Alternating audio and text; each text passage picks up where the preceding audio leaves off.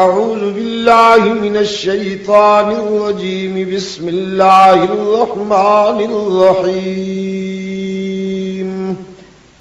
السلام علیکم. سید عبد المجید ندیم چینل میں آپ سب دوستوں کو خوش آمدید. موضوع پر خطاب فرما رہے ہیں حضرت علامہ سید عبد المجید ندیم شاہ صاحب رحمۃ اللہ تعالی علیہ. تو آئیے ہم سب مل کر رضا شاہ صاحب کا یہ خوبصورت بیان سنتے ہیں.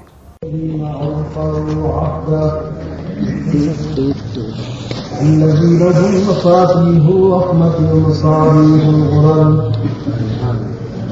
أعوذ بالله من الشيطان الرجيم.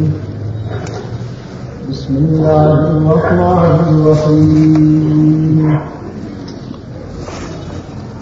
قال له موسى هل أتبعك على أن تعلمني مما علمت رشدا قال إنك لن تستطيع معي صبرا وكيف تصبر على ما لم تحط به خبرا قال ستجدني إن شاء الله صابرا ولا أعصي لك أمرا قال فإن اتبعتني فلا تسألني عن شيء حتى أحدث لك منه ذكرا. صدق الله العظيم.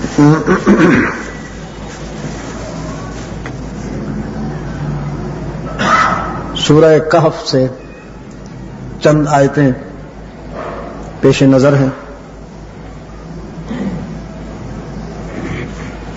اسی حوالے سے ہم قرآن کریم سے رہنمائی حاصل کریں گے. قرآن کریم جب بھی کوئی ماضی کی بات ہم تک پہنچاتا ہے اس میں بصیرت بھی ہوتی ہے، حکمت بھی ہوتی ہے اور پیغام بھی ہوتا ہے. یہاں ایک تاریخی رفاقت بیان کی گئی ہے جو حضرت موسیٰ اور سیدنا خضر کے درمیان ہوئی علیہم السلام. سیدنا موسیٰ علی نبینا وعلیہ التسلیم منصب نبوت پر فائز ہیں اور حضرت خضر سے متعلق قرآن نے صرف اتنا بتایا ہے کہ وہ عبد کامل ہیں. قرآن نے انہیں نبی یا رسول نہیں بتایا. عبدم من عبادنا فوجدا عبدم من عبادنا، بس اتنے الفاظ ہیں. بعض مفسرین کا کہنا ہے کہ وہ ولی اللہ ہیں، جس طرح حضرت لقمان حکیم ہیں. ان کے متعلق قرآن کہتا ہے کہ ہم نے انہیں حکمت عطا کی.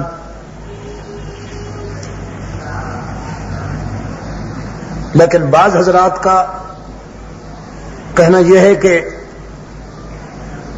یہ نبی ہیں، رسول نہیں. حضرت خضر اس بحث سے ہٹ کر وہ نبی ہوں تو عبد ہونا کوئی کم عزت نہیں ہے. پھر ایسا عبد کہ جسے اللہ خود اپنا عبد تسلیم کرے، یہ بھی بہت بڑا مقام ہے.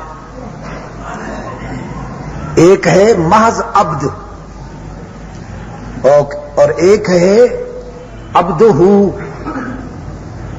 جس کے متعلق صاحب نظر نے کہا کہ عبد دیگر عبد ہو چیز دیگر، این سراپا انتظار او منتظر عبد اور عبدہ دو مختلف ہیں، ان میں فرق ہے۔ عبد وہ ہے جو اللہ کی منشا کی انتظار کرتا ہے، اور عبدہ وہ ہے کہ جس کی مرضی کی اللہ انتظار کرتا ہے۔ تو اللہ کا بندہ ہونا اور وہ بندہ کہ جسے خود اللہ اپنا بندہ تسلیم کرے، کوئی کم اعزاز نہیں۔ حضرت موسیٰ علیہ السلام کو اللہ نے یہ بتایا کہ ہم نے آپ کو بھی علم عطا کیا، حکمت عطا کی، لیکن ہمارا ایک بندہ ایسا بھی ہے کہ جسے ہم نے وہ راز، وہ اسرار بتائے ہیں، وہ رموز بتائے ہیں جو آپ کو نہیں بتائے گئے۔ اور یاد رکھیے، پیغمبر سب سے زیادہ طالب علم ہوتا ہے۔ طلب علم ہر انسان کی فطرت میں شامل ہے، لیکن پیغمبر کی جبلت میں یہ طلب سب سے زیادہ ہوتی ہے۔ یہی وجہ ہے کہ اس کی تشنگی صرف اللہ بجھا سکتا ہے۔ باقی ہر طالب علم کی پیاس استاد سے بجھتی ہے، لیکن پیغمبر کی علمی پیاس اللہ کے تعلم اور تدرس سے بجھتی ہے۔ انبیاء اور رسول کا استاذ اس لیے اللہ ہوتا ہے۔ تو جب حضرت موسیٰ علیہ السلام کو یہ پتہ چلتا ہے کہ اللہ کا کوئی ایسا بندہ بھی ہے کہ جس کے پاس وہ اسرار و رموز ہیں جو مجھے نہیں بتائے گئے، تو خواہش کا اظہار کیا کہ میں اس سے مل سکتا ہوں۔ حق تعالی نے فرمایا مل سکتے ہو۔ عرض کیا وہ ہے کہاں؟ تو اللہ نے بتایا وہ مجمع البحرین پہ ہے، دو دریاؤں کے ملاپ پر ایک جگہ ہے، وہ وہاں رہتا ہے۔ تو عرض کیا میں اسے کیسے ملوں گا، مجھے کیسے پتہ چلے گا کہ یہ مجمع البحرین ہے؟ تو حق تعالی نے فرمایا تم ایک مچھلی ساتھ رکھ لو، جب مجمع البحرین پہ پہنچو گے تو وہ مچھلی خود بخود زندہ ہو کے تمہارے تھیلے سے نکل کر دریا میں چلی جائے گی۔ یہ اس بات کی طرف اشارہ ہوگا کہ تمہاری منزل آ گئی۔ یہاں ایک بات عرض کرتا چلا جاؤں، نبی صرف اللہ کا شاگرد ہوتا ہے، اٹ از کنفرم۔ نبی انسانوں میں سے کسی کا شاگرد نہیں ہوتا، اور جو انسانوں میں سے کسی کا شاگرد ہو وہ نبی نہیں ہوتا۔ مرزا غلام قادیانی کے جھوٹ کی ایک یہ بھی دلیل ہے کہ وہ خود لکھتا ہے کہ میں نے پرائمری سے مڈل تک اپنے ٹیچروں کی، اپنے ماسٹروں کی جوتے کھائے۔ نبی بندوں میں سے کسی کا شاگرد نہیں ہوتا، یہ اس کی نبوت کی صداقت کی دلیل ہے کہ وہ براہ راست اللہ کا شاگرد ہوتا ہے۔ اب یہاں جو سچویشن بن رہی ہے حضرت موسیٰ علیہ السلام کی اور سیدنا خضر کی، تو ایسے محسوس ہوتا ہے کہ جیسے حضرت موسیٰ علیہ السلام خضر کے شاگرد بن رہے ہیں، لیکن ایسا نہیں ہے۔ اصل بات یہ ہے کہ اللہ کبھی اپنی طرف سے علم جبرائیل امین کے ذریعے پہنچاتا ہے، روح الامین کے ذریعے پہنچاتا ہے۔ یہاں اللہ نے یہ پسند فرمایا کہ وہی علم خضر کے ذریعے پہنچائیں۔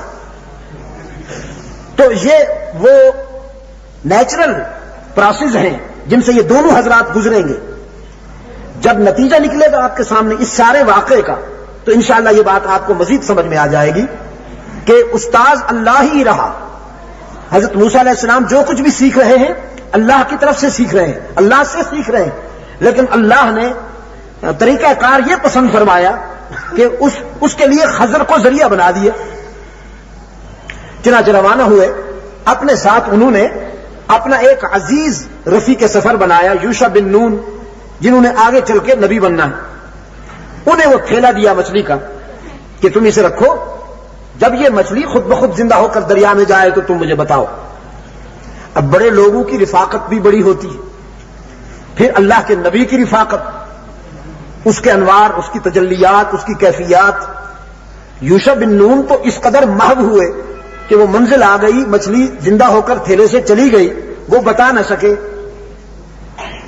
ایک منزل آگے چل دیے، لیکن اب جب ٹارگٹ سے آگے چلے تو تھکان محسوس ہونے لگی۔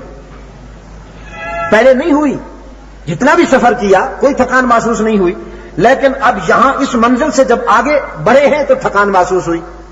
حضرت موسیٰ علیہ السلام نے خود پوچھا کہ بھئی وہ مچھلی کہاں ہے؟ تو یوشع بن نون نے بتایا کہ وہ تو پچھلی منزل پر خود بخود زندہ ہو کر چلی گئی تھی، لیکن میں آپ کو بتا نہ سکا، وما انسانی ہوں الا الشیطان۔ یہاں میں ایک اور تطبیق بھی عرض کرتا چلا جاؤں۔ رفاقت یہ بھی بہت بڑی ہے، لیکن ایک اور رفاقت بھی ہے۔ یوشع بن نون حضرت موسیٰ علیہ السلام کی رفاقت کر رہے ہیں، اور ابو بکر صدیق شب ہجرت محمد عربی کی رفاقت کر رہے ہیں صلی اللہ علیہ وسلم۔ رفاقت یہ بھی بہت بڑی ہے، لیکن رفاقت وہ بھی بہت بڑی ہے۔ حضرت موسیٰ علیہ السلام رسول اللہ ہیں، اور محمد عربی صلی اللہ علیہ وسلم امام المرسلین ہیں، سید الرسل ہیں۔ حضرت موسیٰ علیہ السلام رسول اللہ ہیں، اور ان کا مقام یہ ہے کہ رسول اکرم صلی اللہ علیہ وسلم فرماتے ہیں لو کان موسیٰ حیا لما وسعہ الا اتباعی، اگر موسیٰ میرے دور میں زندہ ہوتے تو انہیں بھی میرا مقتدی بننا پڑتا، وہ مجھے فالو کرتے، وہ میرے پیچھے آتے۔ وہ رسول اللہ ہیں، اور محمد عربی صلی اللہ علیہ وسلم کی ذات اقدس میں سارے رسول سمائے ہوئے ہیں، سارے انبیاء سمائے ہوئے ہیں، گویا یہ معدن رسالت ہیں، مخزن نبوت ہیں۔ تو یوشع بن نون موسیٰ علیہ السلام کے رفیق ہیں، اور ابو بکر صدیق محمد عربی کے رفیق ہیں۔ یوشع بن نون تو حضرت موسیٰ کی رفاقت سے اس قدر محو ہوئے کہ جو بتانا تھا نہ بتا سکے۔ ابو بکر کے ظرف کا یہ عالم ہے کہ سید الرسل کی رفاقت میں 3 راتیں گزاری ہیں، پھر مکہ سے مدینہ تک کا سفر کیا ہے۔ کوئی بات نہ بتانا تو دور کی بات ہے نا، کوئی ایک قدم بھی سہون نہیں اٹھا، آمدن اٹھا، اور ایک ایک ابرو کے اشارے میں باہوش رہے۔ نعرے تکبیر! کسی نہیں، یہ مت کرو، کسی ایک زاویے پر بھی بھولے نہیں، بھٹکے نہیں۔ لیکن فضیلت کے اعتبار سے میں یوشع بن نون کو افضل سمجھتا ہوں، کیونکہ ابو بکر صدیق ہیں، نبی نہیں ہیں، کہیں یہ غلط فہمی نہ ہو۔ فضیلت کے اعتبار سے یوشع بن نون افضل ہیں، لیکن یہ ظرف کی بات ہے، اللہ کی عطا کی بات ہے۔ حضرت موسیٰ علیہ الصلوۃ والسلام واپس لوٹتے ہیں انہی قدموں پر۔ اب جب تشریف لاتے ہیں تو ٹریس نہیں کرنا پڑا، خضر سامنے نظر آئے، چادر تانے سو رہے تھے۔ یہ 2 اجنبی تھے، ان کا انہوں نے استقبال کیا، خوش آمدید کہا، پھر پوچھا کہ آپ کیسے تشریف لائے؟ موسیٰ علیہ السلام نے عرض کیا میں طالب علم کی حیثیت سے آیا ہوں۔ هل اتبعک علی ان تعلمنی مما علمت رشدا، میں وہ اسرار و رموز سیکھنا چاہتا ہوں آپ سے جو اللہ نے آپ کو عطا کیے۔ خضر نے فرمایا وہ اسرار معلوم کرنے کے لیے، سیکھنے کے لیے کچھ وقت لگانا ہوگا۔ موسیٰ علیہ السلام نے فرمایا میں تیار ہوں، میں وہ وقت لگاؤں گا۔ تو خضر نے جب سراپا کا جائزہ لیا، شخصیت کو پڑھا، تو طبیعت میں تیور جلالی نظر آئے۔ اس پر فرمایا لن تستطیع معی صبرا، آپ کا ارادہ یہ ہے کہ آپ میرے ساتھ یہ پیریڈ گزاریں گے، لیکن مجھے اندیشہ یہ ہے کہ آپ اس سفر میں میرے ساتھ خاموش نہیں رہ سکیں گے۔ میرے ساتھ سفر کے لیے خاموش رہنا ضروری ہے، چپ رہنا ضروری ہے۔ میں جو کچھ بھی کروں کچھ بولنا ضروری نہیں، بولنے کی اجازت نہیں، اور مجھے اندیشہ یہ ہے کہ آپ چپ نہیں رہ سکیں گے۔ آپ کے تیور مجھے بتاتے ہیں۔ پھر وجہ بھی اس کی خود بتا دی، وَكَيْفَ تَصْبِرُ عَلَى مَا لَمْ تُحِطْ بِهِ خُبْرًا، آپ اس لیے چپ نہیں رہ سکیں گے کہ میں جو کچھ کروں گا وہ تقویمی علم کی روشنی میں کروں گا، اور آپ چپ نہ رہیں گے کہ میرا وہ عمل علم شریعت کے خلاف ہوگا۔ آپ علم شریعت پہ چلیں گے، میں تقویمی علوم کے مطابق جب قدم اٹھاؤں گا تو یہ آپس میں ٹکرا جائیں گے، آپ چپ نہیں رہ سکیں گے۔ حضرت موسیٰ علیہ السلام نے فرمایا کیونکہ میں سیکھنے آیا ہوں، اللہ نے آپ کو جو امانت دی ہے وہ آپ مجھے سونپیں، کوشش کروں گا کہ چپ رہوں، ستجدنی انشاءاللہ صابرا، اگر اللہ نے چاہا تو آپ مجھے صابر پائیں گے، میں آپ کی حکم عدولی نہیں کروں گا۔ قرآن کہتا ہے فانطلقا، اب یہ منزل علم کے دونوں مقدس مسافر روانہ ہوئے۔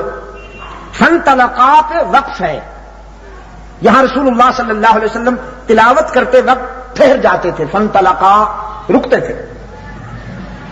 روانہ ہوئے تو ایک ندی عبور کرنے کے لیے، دریا کو عبور کرنے کے لیے کشتی میں سوار ہوئے۔ کشتی چلانے والے جو ملاح تھے، ناخدا تھے، وہ حضرت خضر کو تو پہچان گئے کہ وہ لوکل بزرگ ہیں، لیکن موسیٰ علیہ السلام کو نہ پہچاننے کے باوجود انہوں نے رسپیکٹ کیا، بہت عزت کی۔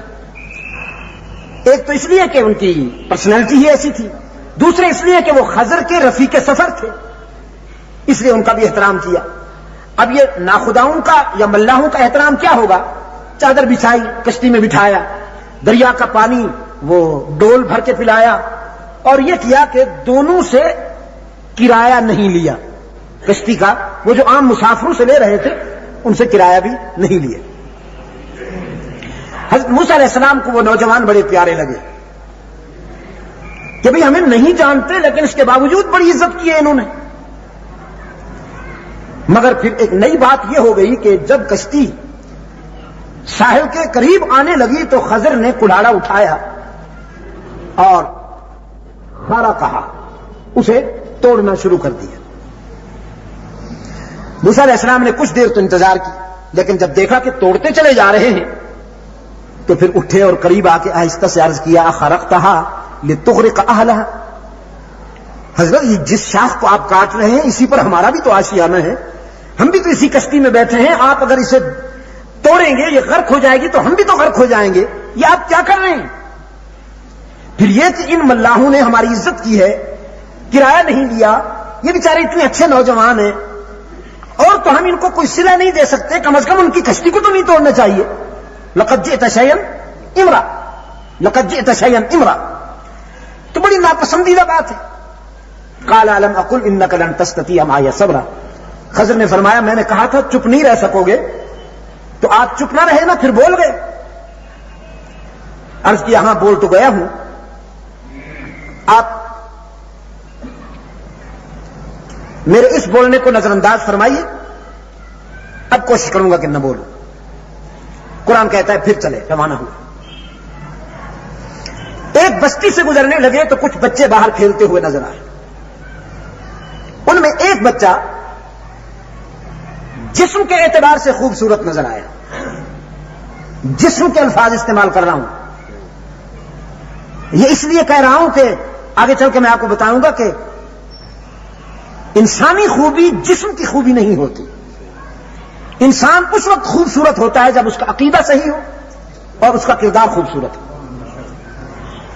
یہ جسم کی خوبصورتی حیوانی خوبصورتی ہے، آپ سمجھے کہ نہیں؟ پاؤڈر مل لیا اور یہ میک اپ کر لیا اور یہ سب کچھ کر لیا تو یہ کوئی خوبصورتی نہیں ہے، اندر وہی غلاظت بھری ہوئی ہے، اندر وہی گندگی بھری ہوئی ہے۔ انسان اس وقت خوبصورت بنتا ہے جب اس کا عقیدہ خوبصورت ہو اور جب اس کا کردار خوبصورت ہو۔ یہی وجہ ہے کہ ابو لہب اتنا حسین تھا کہ ماں نے اسے ابو لہب کا ٹائٹل دیا، اس کا ایکچوئل جو نام ہے وہ عبد العزا ہے، ابو لہب کا، لیکن اس کے چہرے پر اس قدر شوخی تھی، اتنا روشن تھا اس کا چہرہ کہ اس کی ماں اسے ابو لہب کہا کرتی تھی کہ میرا بیٹا تو شولو کا بھی باپ ہے، لیکن وہ بدصورت ثابت ہوا قرآن کی نظر میں۔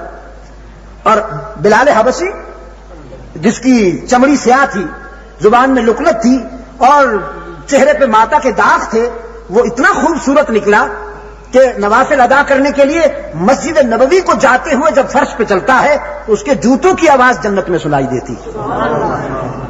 تو خوبصورتی جو ہے وہ عقیدے سے اور کردار سے بنتی ہے، جسم سے نہیں بنتی۔ جسم کے اعتبار سے باڈی وائز ایک بچہ خوبصورت نظر آیا، حضرت موسیٰ علیہ السلام کو وہ اچھا لگا، لیکن خضر نے اسی بچے کو پکڑ کر قتل کر ڈالا۔ اب جب بچہ تڑپنے لگا تو موسیٰ علیہ السلام بے چین ہوئے، بے قرار ہوئے اور آگے بڑھ کے کہا قتلت نفسا زکیۃ بغیر نفس، یا اللہ آپ نے ایک معصوم کی جان لے لی، ایک بچے کو مار ڈالا، کیا قصور تھا اس بچے کا؟ لقد جئت شيئا نکرا، یہ تو بہت ہی دل آزار بات ہے۔ حضرت خضر نے فرمایا الم اقل لك انك لن تستطيع معي صبرا، میں نے تو کہا تھا کہ خاموش نہیں رہ سکو گے۔ عرض کہ ہاں آپ نے تو کہا تھا، لیکن اب میں کیا کروں، آپ لوگوں کے بچے پکڑ پکڑ کے ذبح کرتے جائیں اور مجھ سے یہ توقع رکھیں کہ میں چپ رہوں، یہ کیسے ہوگا؟ تو اچھی بات ہے، آپ ایک چانس اور دیجئے مجھے، اب اگر میں بولوں چپ نہ رہوں تو بے شک آپ مجھے علیحدہ کر دیجئے گا، لیکن please give me one chance. فانطلقا، پھر چلے، ایک بستی میں آئے۔ حضرت موسیٰ علیہ السلام کا خیال یہ تھا کہ یہ بستی والے بھی کشتی والوں کی طرح مخلص اور مہمان نواز، علماء شناس، بڑے بااخلاق لوگ ہوں گے، لیکن وہ بستی والے تو ایسے بے دیدے بے مروت نکلے کہ انہوں نے نہ سلام کیا، نہ سلام کا جواب دیا، نہ کھانے کو پوچھا، نہ بٹھانے کو کہا، نہ کچھ تواضع کی، یہاں تک کہ استطعما اہلہا، ان دونوں حضرات نے منہ سے کہا کہ بھئی کچھ کھانے کو ملے گا تمہارے ہاں، پیسے لے لو، کچھ کھانے پینے کا سامان ہو تو ہمیں دو۔ فابوا، انہوں نے انکار کر دیا کہ کچھ کھانے کو نہیں ملے گا، کچھ پینے کو نہیں ملے گا، بس تم جاؤ یہاں سے۔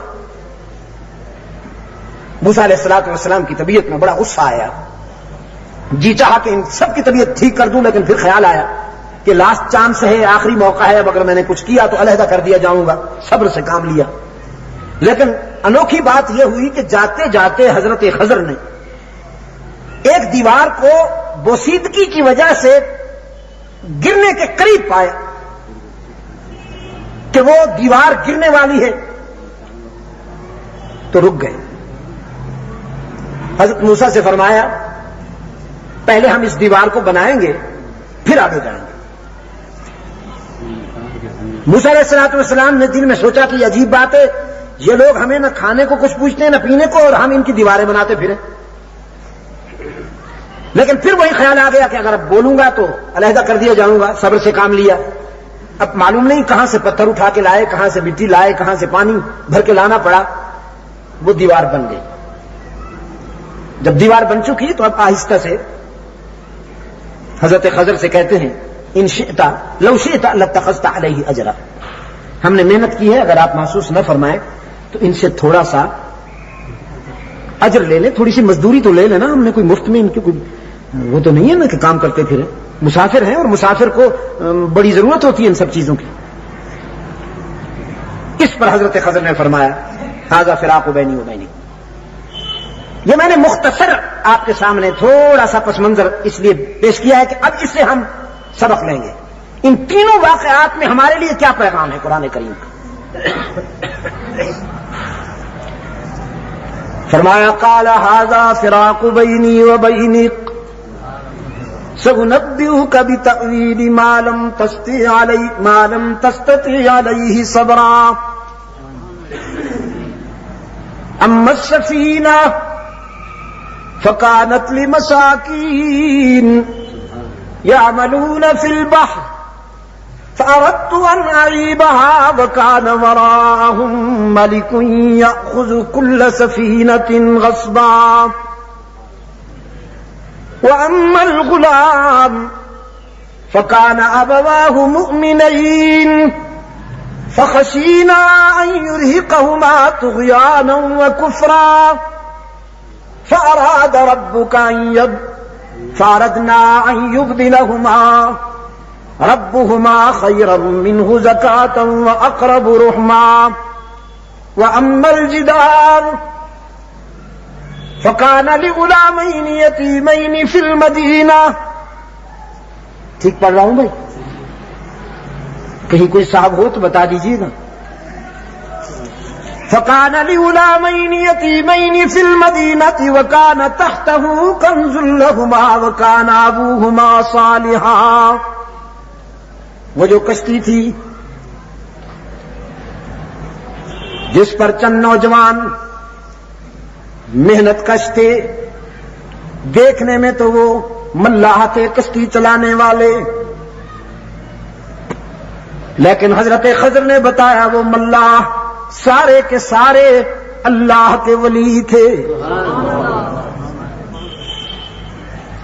اولیاء تھے، اور ان کی ولایت کی بنیاد یہ بنی، ایک تو وہ رزق حلال کما رہے تھے، محنت کی کمائی کھاتے تھے، قوم کے نذرانوں پر نہیں پلتے تھے، تعویذ گنڈے کے کاروبار نہیں کرتے تھے، خانقاہ نشین نہیں تھے، آستانہ نشین نہیں تھے، استحصال نہیں کرتے تھے مذہب کا، مذہب کے حوالے سے لوگوں کی جیبیں صاف نہیں کرتے تھے، محنت کر کے رزق حلال کماتے تھے، سچ بولتے تھے، حلال کھاتے تھے۔ تو اس سے بڑا ولی اللہ کون ہوگا جس کی زبان پہ جھوٹ نہ آئے اور جس کے معدے میں حرام نہ جائے۔ ولایت کی یہی تو بنیاد ہے کہ صدق مقال ہو اور رزق حلال ہو۔ وہ سارے نوجوان اولیاء اللہ تھے اور یہ کشتی ان کا سورس آف انکم تھا، یہی ان کا ذریعہ معاش تھا۔ آگے چل کر بادشاہ پانی کے بہاؤ پر یہ جو کشتیاں جا رہی تھیں، ایک بادشاہ کو کوئی وزٹ کرنا تھا یا کوئی پکنک تھی یا جو بھی اس کا کوئی پروگرام تھا، وہ خوبصورت کشتیوں پہ قبضہ کر رہا تھا، کنٹرول کر رہا تھا۔ اللہ کو یہ منظور نہیں تھا کہ میرے ان پیارے نوجوانوں کا ذریعہ معاش چھن جائے، اس لیے اللہ نے میرے دل میں یہ بات ڈالی کہ خضر کلہاڑا اٹھاؤ اور اس کشتی کو زخمی کر دو، تاکہ جب یہ کشتی اس بادشاہ کے سامنے سے گزرے تو وہ اس کو ٹوٹا ہوا عیب والا دیکھ کر جانے دے کہ یہ ہمارے لائق نہیں ہے، یہ تو ٹوٹی پھوٹی ہے۔ اس لیے میں نے اس کشتی کو توڑا، غرق نہیں کیا، ٹکڑے ٹکڑے نہیں کر دیا، بس ذرا زخم لگا دیے۔ اب یہاں قرآن کریم کا میسج یہ ہے کہ منصب ولایت کے لیے خانقاہیں ضروری نہیں، آستانے ضروری نہیں، کوئی آفیشل سٹائل ضروری نہیں۔ آج کل ولی اللہ بننے کے لیے جن بننا پڑتا ہے، ہاں نا جی، خاص قسم کی زلفیں ہوں، خاص قسم کے جبے ہوں، خاص قسم کے سٹائل ہوتے ہیں، اور پھر ایک فوج ظفر موج ہوتی ہے اس کی، مریدین باصفا کی، وہ بڑا خاص قسم کا سٹائل رکھتے ہیں۔ منصب ولایت پر پہنچنے کے لیے بنیاد ہے رزق حلال اور صدق مقال، جیسا کہ میں پہلے کہہ چکا ہوں، زبان پہ کبھی جھوٹ نہ آئے اور معدے میں کبھی حرام نہ جائے۔ دوسرا پیغام قرآن کریم نے یہ دیا کہ اگر ذریعہ معاش حلال کا ہو، اس پر خاص غور فرمائیں گے آپ، اگر ذریعہ معاش حلال کا ہو تو اس کے تحفظ کا اہتمام بھی حق تعالی کی طرف سے ہوگا، اس کی حفاظت کا انتظام بھی من جانب اللہ ہوگا۔ آپ کو معلوم نہیں ہوگا لیکن آپ کے اس ذریعہ معاش کی حفاظت کے لیے رب العالمین خود اپنے فضل و کرم سے انتظام فرمائیں گے اور اہتمام فرمائیں گے۔ تیسرا میسج قرآن کریم نے اسی حوالے سے یہ دیا کہ کبھی کبھی چھوٹی مصیبت بڑی مصیبت سے بچانے کے لیے آتی ہے۔ عسیٰ ان تکرہوا شیئا وہو خیر لکم وعسیٰ ان تحبوا شیئا وہو شر لکم۔ حضرت خضر نے جب کلہاڑا اٹھایا اور کشتی توڑنے لگے، وہ صاحب نظر تھے جبھی تو چپ رہے، اگر صاحب نظر نہ ہوتے تو آ کے پکڑ لیتے، کیوں حضرت ہم نے آپ کی عزت کی، ہم نے آپ کا کرایہ تک نہیں لیا، اب آپ ہماری کشتی توڑنے لگے، یہ خوب سلا دیا آپ نے۔ چپ رہے۔ صرف یہ نہیں کہ ہاتھ نہیں روکا، بلکہ جب وہ جانے لگے تو قریب آ کے پوچھا بھی نہیں کہ آپ نے تو جو چاہا کر لیا، اب ذرا حکمت تو بتائیے کہ کیوں توڑا، پوچھا بھی نہیں، اس لیے کہ سمجھ گئے یہ اللہ کا برگزیدہ بندہ ہے، یہ جو بھی کام کر رہا ہے بظاہر ہمارے خیال میں وہ اچھا نہ صحیح، ہم اسے پسند نہیں کرتے، لیکن اس میں کوئی نہ کوئی حکمت ہوگی جو ہماری سمجھ میں نہیں آ رہی، نتیجے کے اعتبار سے وہ ہمارے لیے خیر ہی ہوگی۔ اب اگر وہ اس کشتی کو نہ توڑنے دیتے کہ اسے عیب نہ لگاؤ تو پوری کشتی چلی جاتی۔ صرف یہ نہیں کہ ہاتھ نہیں روکا، بلکہ جب وہ جانے لگے تو قریب آ کے پوچھا بھی نہیں کہ آپ نے تو جو چاہا کر لیا، اب ذرا حکمت تو بتائیے کہ کیوں توڑا، پوچھا بھی نہیں، اس لیے کہ سمجھ گئے یہ اللہ کا برگزیدہ بندہ ہے، یہ جو بھی کام کر رہا ہے بظاہر ہمارے خیال میں وہ اچھا نہ صحیح، ہم اسے پسند نہیں کرتے، لیکن اس میں کوئی نہ کوئی حکمت ہوگی جو ہماری سمجھ میں نہیں آ رہی، نتیجے کے اعتبار سے وہ ہمارے لیے خیر ہی ہوگی۔ اب اگر وہ اس کشتی کو نہ توڑنے دیتے کہ اسے عیب نہ لگاؤ تو پوری کشتی چلی جاتی. ہمارے ایک مولانا صاحب اس گاڑی میں بیٹھنے سے رہ گئے, گاڑی مس ہو گئی, وہ جو کراچی اور ملتان کے درمیان چلتی ہے, کچھ عرصہ پہلے جس کا ایکسیڈنٹ ہوا تھا, سینکڑوں لوگ اس میں مارے گئے. تو کراچی کا ٹریفک مستقل عذاب ہے, آزمائش ہے, کہیں وہ بیچارے پھنس گئے بمس روڈ پر یا ادھر کہیں. وہ جب پہنچے تو گاڑی نکل چکی تھی. بہت افسوس ہوا, انتہائی رنجیدہ واپس آئے. میزبان کو سنا دی, ڈرائیور کو سنا دی, اپنے خادم کو سنا دی, بس اللہ کو کچھ نہیں کہا, باقی سب کو سنا دی کہ میرا اتنا ضروری پروگرام تھا اور میں نے یہ کرنا تھا اور میں نے وہ کرنا تھا اور میرا وہ پروگرام خراب ہو گیا. میں کہتا بھی رہا تمہیں جلدی روانہ کرو, لیکن تم اتنے غفلت شعار ہو, اس قدر کاہل ہو, بس جو منہ میں آیا کہتے رہے. موڈ خراب رہا. صبح جب اخبار میں پڑھا کہ اس گاڑی کا ایکسیڈنٹ ہو گیا ہے اور وہ بوگی جس میں مولانا کی سیٹ بک تھی اس میں سے تو کوئی بھی زندہ نہ بچا, تو پھر مولانا دیکھنے والی تھی ان کی کیفیت کہ سجدے سے سر اٹھایا ہی نہیں جا رہا تھا ان سے. بڑی عاجزی کے ساتھ سر بسجود ہو کر اللہ کا شکر ادا کر رہے تھے, یا اللہ تیرا شکر ہے کہ میں اس گاڑی پہ نہیں بیٹھ سکا. اب دیکھیے صرف ایک رات بیچ میں گزری, شام کو ناراض ہو رہے تھے کہ مجھے وہ صبح کو, میرا خیال میں شام کو چلتی ہے وہ گاڑی وہاں سے, کہ وہ گاڑی نہ مل سکی, لیکن اس میں کتنی خیر تھی. تو میں آپ سے یہ عرض کر رہا تھا کہ قرآن کریم نے ایک تو ہمیں اس واقعے کے حوالے سے یہ میسج دیا, فرمایا اما الغلام فکان ابواہ مؤمنین فخشینا ان یرہقہما طغیانا وکفرا. وہ جو میں نے بچہ قتل کیا اس کے دونوں ماں باپ اللہ کے فرما بردار بندے ہیں, اللہ کے وفادار بندے ہیں, دونوں کا عقیدہ بھی صحیح ہے, کردار بھی صحیح ہے. اور اس بچے نے بڑے ہو کر, چمڑی تو اس کی سفید تھی لیکن اس نے تن کا گورا من کا کالا ثابت ہونا تھا. اس کی بد کرداری نے اس کے ماں باپ کو بھی رسوا کر دینا تھا, ان کی نیک نامی کو بھی تباہ کر دینا تھا. اور اللہ کو یہ منظور نہیں تھا کہ اس کی بدعمالی کے نتیجہ میں اس کے پیارے بندے بدنام ہو جائیں. ہوتا ہے نا جی,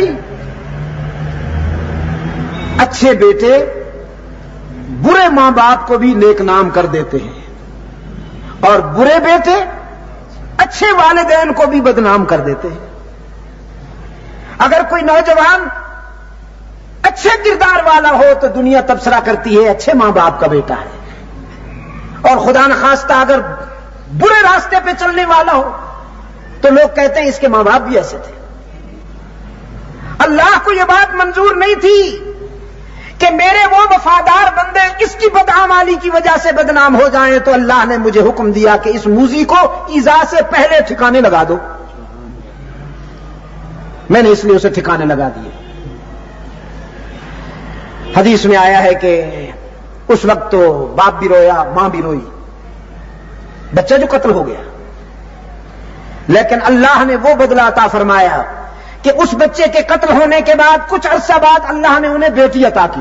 بیٹا نہیں دی تو بیٹی, لیکن وہ بیٹی ایسی عطا فرمائی کہ پھر اس کی نسل سے انبیاء پیدا ہوئے. وہ تو دینے والے کا اختیار ہے نا جی, اس کی اپنی مرضی ہے, اس کی اپنی چوائس کی بات ہے, وہ جس طرح کرم کر دے.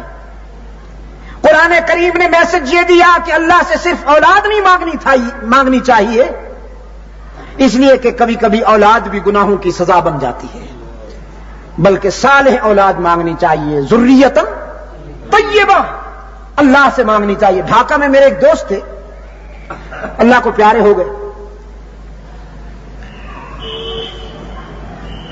3 شادیاں کی, ایک بیٹا ہوا. رات کو جلسہ کے بعد 1:30 بجے ہم جب واپس آئے, بڑے اچھے کھاتے پیتے گھرانہ تھا, کروڑ پتی تھے, تو میرے پاس آ بیٹھے اور بڑے افسردہ, بڑے رنجیدہ, کہنے لگے شاہ صاحب آپ لاکھوں لوگ ہوتے ہیں, ہزاروں لوگ ہوتے ہیں, دعا کے لیے ہاتھ اٹھاتے ہیں, تو آپ دعا کریں کہ میرا یہ بیٹا جو ہے مر جائے, اللہ مجھے اس مصیبت سے نجات عطا فرمائے. میں نے کہا کتنے بیٹے ہیں آپ کے؟ ایک. میں نے کہا ایک بیٹے کے لیے آپ یہ دعا کرتے ہیں؟ تو وہ رو دیے, اس قدر وہ شخص رویا. کہا میں نے اس منحوس کو مانگنے کے لیے 3 عمرے کیے تھے اور ملتزم سے لپٹ کر اللہ سے دعا کی تھی. میں نے اللہ سے کہا تھا تو نے کتوں کو بھی بچے دیے ہیں, خنزیروں کو بھی بچے دیے ہیں, جانوروں کو بھی بچے دیے ہیں, تو ایک مجھے بھی دے دے. میں نے کہا بس یہی تو مسنگ ہوئی ہے نا حاجی صاحب, جب آپ یہ کہہ رہے تھے کہ ایک مجھے دے دے تو یہ بھی کہنا تھا کہ انسان دینا, کوئی حیوان نہ دے دینا. وہ کہنے لگے بس آپ دعا کریں کہ اللہ تعالیٰ اس موذی سے مجھے نجات عطا فرمائے. خیر رات تھی, گزر گئی. صبح ناشتے کے وقت وہ لڑکا میرے پاس آیا, کہنے لگا شاہ صاحب یہ جتنے بڑے بوڑھے ہیں یہاں ڈھاکہ میں سب اللہ کو پیارے ہو گئے, آپ دعا کریں کہ میرے والد صاحب بھی اللہ کو پیارے ہو جائے. میں نے کہا انا للہ و انا الیہ راجعون, یہ اس سے تنگ ہے وہ اس سے. کبھی کبھی اولاد بھی گناہوں کی سزا بن جاتی ہے دوستوں.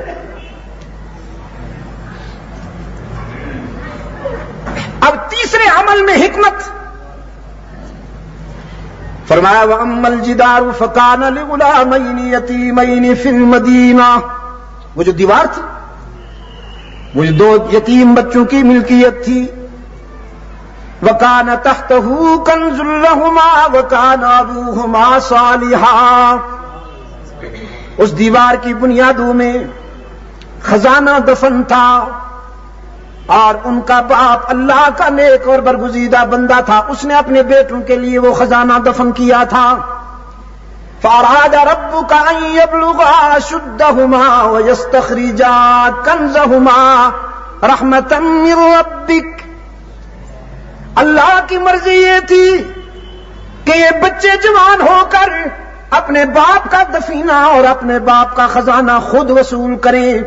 اگر یہ دیوار گر جاتی تو خزانہ ضائع ہو جاتا, اس لیے میں نے یہ دیوار اللہ کے حکم پر بنائی ہے, اپنی مرضی سے نہیں. وما فعلته عن امری. لیکن اب یہ دیکھنا ہے قرآن کریم سے ہم پوچھیں گے وہ خزانہ کیا تھا. ہیرے تھے, کیونکہ الفاظ کیا ہیں وَكَانَ تَحْتَهُ كَنْزٌ لَهُمَا, سونے کی اینٹیں تھیں, جواہرات تھے. قرآن کریم نے فرمایا کم ترکوا من جنات وعیون, اہل نظر کے نزدیک, ارباب بصیرت کے نزدیک سونا چاندی اور ہیرے جواہرات خزانہ نہیں ہوتے. بصیرت اور حکمت رکھنے والے اپنے بچوں کے لیے یہ مصیبتیں جمع نہیں کرتے, اس لیے کہ یہ مصیبتیں تو عذاب بنتی ہیں, عذاب یہی فساد کی بنا بنتی ہیں, اولاد انہی پر لڑتی ہے اور مرتی ہے. کم ترکوا من جنات وعیون, ایسے بہت لوگ گزرے ہیں دنیا میں جنہوں نے بنگلے بنائے, محلات بنائے, کوٹھیاں بنائیں, پھر مر گئے. آج ان بنگلوں اور محلات میں جانور گھومتے پھرتے ہیں, کوئی پوچھنے والا ہی نہیں.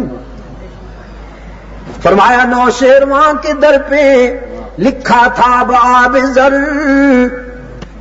نوشیروان کے در پہ لکھا تھا بآب زر, اس منزل غریب کے ساکن کہاں گئے. اور میر تقی درد کہتا ہے کل پاؤں ایک کاسائے سر پر جو آ گیا, یکسر وہ استخوان شکستہ سے چور تھا. قبرستان سے گزر رہا تھا تو کسی کی کھوپڑی نکلی پڑی تھی, معلوم نہیں کتنی مدتیں گزر گئی تھیں, اور وہ بوسیدگی کا یہ عالم ہے کہ میں نے پاؤں رکھا تو ریزہ ریزہ ہو گئی. کہنے لگی کہ دیکھ کے چل رہا بے خبر, کہنے لگی کہ دیکھ کے چل رہا بے خبر, میں بھی کبھی کسی کا سرے پر غرور تھا. نعرہ تکبیر. یہ نہیں ہے دولت دوستو. قرآن کریم سے میں نے پوچھا پھر وہ کیا دولت تھی؟ جس کی حفاظت کا اللہ انتظام کر رہا ہے. اللہ چاہتا ہے کہ یہ کنز ضائع نہ ہو جائے, یہ دولت ضائع نہ ہو جائے. تو مجھے اس بات سے بہت سکون ملا, مجھے اس تحقیق سے بہت اطمینان ملا کہ اس دیوار کے نیچے ایک پتھر کا ٹکڑا تھا, اس کے اوپر کنڈا تھا. اس پتھر کے ٹکڑے پر ان کے نیک اور متقی باپ نے یہ عبارت لکھی تھی, بیٹو زندگی کے سفر میں لا تشرک باللہ, اللہ کے حقوق میں کسی کو شریک نہ بنانا. زندگی کے سفر میں اللہ کے حقوق میں کسی کو شریک نہ بنانا, چاہے جان دینی پڑ جائے, چاہے آگ میں کودنا پڑ جائے, لیکن اس کے حق میں کسی کو شریک نہ بنانا. یہی وہ دولت ہے جو لقمان نے اپنے بیٹے کو دی. وَإِذْ قَالَ لُقْمَانُ لِابْنِهِ وَهُوَ يَعِظُهُ يَا بُنَيَّ لَا تُشْرِكْ بِاللَّهِ إِنَّ الشِّرْكَ لَظُلْمٌ عَظِيمٌ. اور یہی وہ دولت ہے جو یعقوب نے اپنے بیٹوں کو عطا فرمائی. أَمْ كُنْتُمْ شُهَدَاءَ إِذْ حَضَرَ يَعْقُوبَ الْمَوْتُ إِذْ قَالَ لِبَنِيهِ مَا تَعْبُدُونَ مِن بَعْدِي قَالُوا نَعْبُدُ إِلَٰهَكَ وَإِلَٰهَ آبَائِكَ. جب یعقوب دنیا چھوڑنے لگے تو اپنے سارے بچوں کو جمع کیا, سرہانے بٹھا کر فرمانے لگے, میرے بیٹو میں نے زندگی کے سفر میں تمہیں ایک سبق پڑھایا ہے, میں نے تمہیں کچھ تعلیم دی. آج چاہتا ہوں آنکھیں بند کرنے سے پہلے وہ سبق سن لوں, کہیں میری تعلیم کو بھول تو نہیں بیٹھے ہو. بچوں نے کہا فرمائیے وہ کیا سبق ہے, اور یہ نہیں یاد دلایا کہ میری موت کے بعد میرا فلاں فلاں مرید ہے, ہر سال وہ مجھے اتنا نذرانہ دیتا ہے, تم بھی ضرور پہنچ جانا, کہیں وہ نذرانہ رہ نہ جائے. ما تعبدون من بعدی, بتاؤ میرے بعد زندگی کے سفر میں تمہاری جبین کس کے آگے جھکے گی, تمہارا دامن کس کے حضور پھیلے گا, تمہارے آنسو کس کی بارگاہ میں بہیں گے, کس سے مدد مانگو گے, تمہارا معبود کون, مسجود کون, حاجت روا مشکل کشا کون, رزق دینے والا کون. سعادت مند بیٹوں نے جواب دیا نعبد الہک و الہ آبائک. ہم آپ کا سبق نہیں بھولے, ہم آپ کی تعلیم کو یاد رکھتے ہیں اور یاد رکھنے کا وعدہ کرتے ہیں. زندگی کے سفر میں اللہ کے سوا کسی کی عبادت نہیں کریں گے, اس کے سوا کسی کے آگے سر نہیں جھکائیں گے, وہی ہمارا معبود اور مسجود. سب سے بڑی دولت یہی, سب سے بڑی دولت یہی ہے کہ انسان کا اللہ سے رابطہ صحیح ہو. رأس الحکمت مخافت اللہ. کامیابیوں کی بنیاد یہ ہے کہ انسان کا اللہ سے رابطہ صحیح ہو. یاد رکھنا میرے عزیز دوستو, رب العالمین سب کچھ معاف کرتے ہیں لیکن شرک معاف نہیں کرتے. ان اللہ لا یغفر ان یشرک بہ ویغفر ما دون ذلک لمن یشاء. زندگی میں اگر کسی سے کوتاہیاں ہوئی ہیں اور غلطیاں ہوئی ہیں, وہ اللہ کی رحمت سے مایوس نہ ہو, وہ سب کو معاف کر دے گا, سارے گناہوں کو معاف کر دے گا, اس لیے کہ انسان کے گناہ اللہ کی رحمت کا مقابلہ نہیں کر سکتے. اللہ کی رحمت کہیں زیادہ ہے. انسان کی پہچان یہی ہے کہ وہ گناہ کرے, اور اس کی شان یہ ہے کہ وہ معاف فرمائے. یہ گناہوں سے پہچانا جاتا ہے اور وہ عفو و فضل و کرم سے جانا پہچانا جاتا ہے. سارے گناہوں کو معاف کر دے گا لیکن شرک کو معاف نہیں کرے گا, اس لیے کہ شرک گناہ نہیں غداری ہے. خطائیں معاف ہوا کرتی ہیں, غداریاں معاف نہیں ہوا کرتی. سب سے بڑی دولت اللہ کی توحید. اور اگر زندگی رہی تو باقی باتیں ہم کل کریں گے انشاءاللہ. کل کی ملاقات جامع مسجد خلفائے راشدین میں لوئر مال پر ہوگی, حضرت قاری محمد اسد اللہ عباسی صاحب مدظلہ کے ہاں. اور آپ سے میں دن کے ملاقات میں بھی کہہ چکا ہوں, اب بھی درخواست کر رہا ہوں, کوشش فرمائیے گا کہ 12 بجے تک آپ پہنچ جائیں. ویسے بھی کل چھٹی کا دن ہے.